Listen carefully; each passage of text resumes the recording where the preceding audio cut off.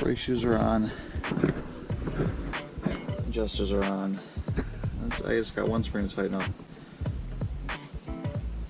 That's it. And then that back brake is set up.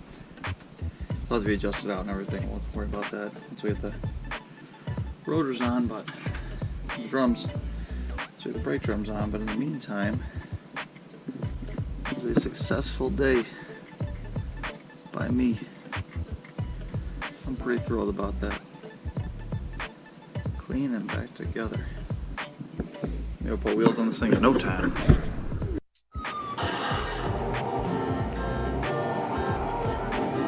Next time, just give me the $1 and I'll punch you in the dick and we'll be square.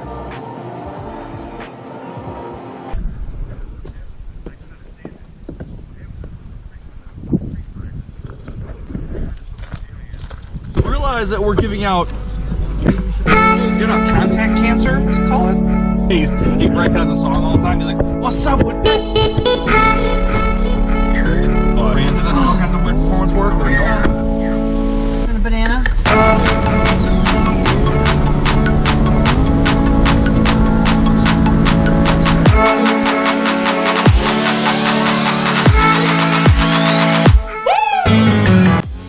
What do you wish you could do? Compare our lunches.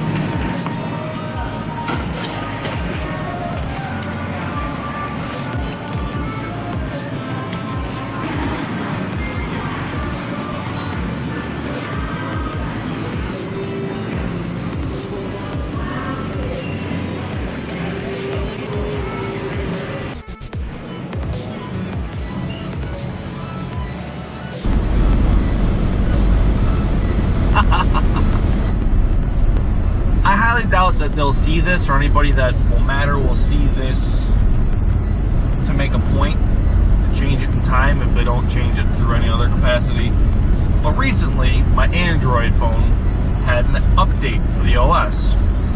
Upon that happening, my Bluetooth shuts itself off regularly. Most people are like, oh, that's probably not too bad. You know, they don't use Bluetooth connectivity as frequently as you might think. It's not a big deal. Wrong. I use it for my watch. I use it for my car. I use it for the GoPro. I use it for the stereo at the shop. It's irritating. Super irritating. Every time I turn around, Bluetooth is off. It just shuts itself off. It's annoying. Nothing prompts it. Just does it in the middle. I'll be listening to music in the car. Gone. Off. Figure it out, Android. Figure it out. I guess I can't really threaten it. It's not like I'd ever go over to an Apple device. Oh, Apple phones suck. Lisa's having surgery in a couple weeks in a hospital we don't frequent. And she's here for medical pre-testing. Had to park on the other side of the fucking hospital. What did they say was half price? Appetizers, everything but the samplers and those soft pretzels. Yeah, it's lit. All of these prizes for the crane machine. Yeah! Who won those? Me! I'm dropping the kids off. They're going to Florida. Florida, last minute. That's right. Hope you guys have a good time. Thank you. Send me some snaps. I missed them. So I just dropped Nikki and Josh off at the airport. They're going to Florida for a couple days, going to Disney. They got a smoking deal on some last minute flights from New York to Florida. It's like $98 round trip. That's kind of an insane deal. So they took it.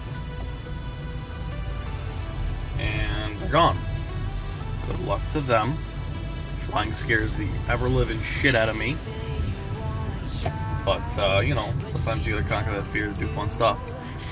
I would prefer to drive. I would just eat it and drive 24 hours, but not everybody else feels that way. But, hopefully they have a good time. We'll see them in a couple days.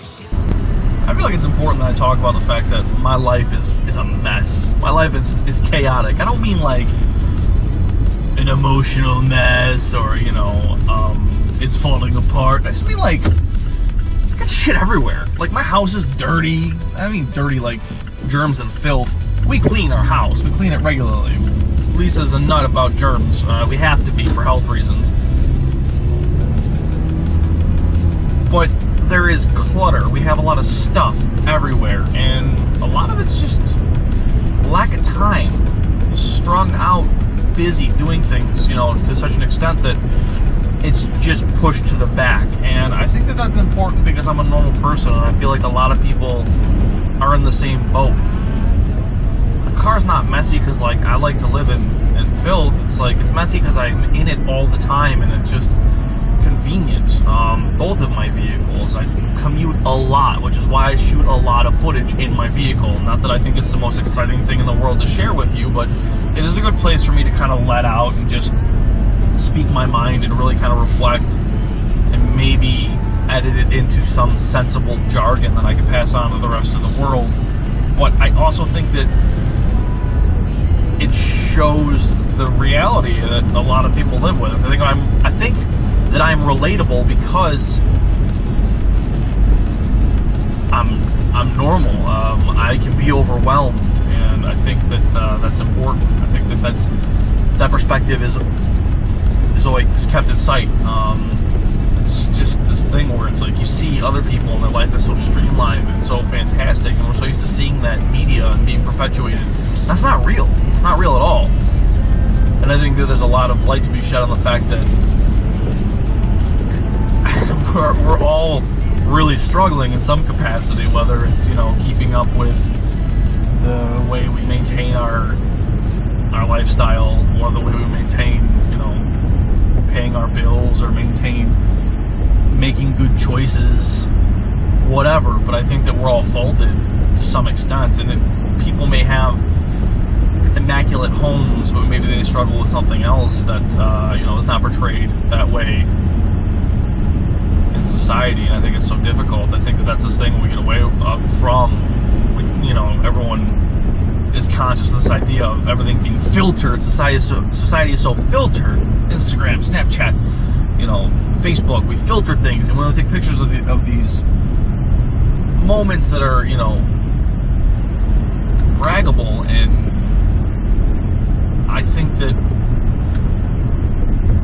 I want these videos to be happy up, because I don't think anybody would want to see the depressing moments of my life.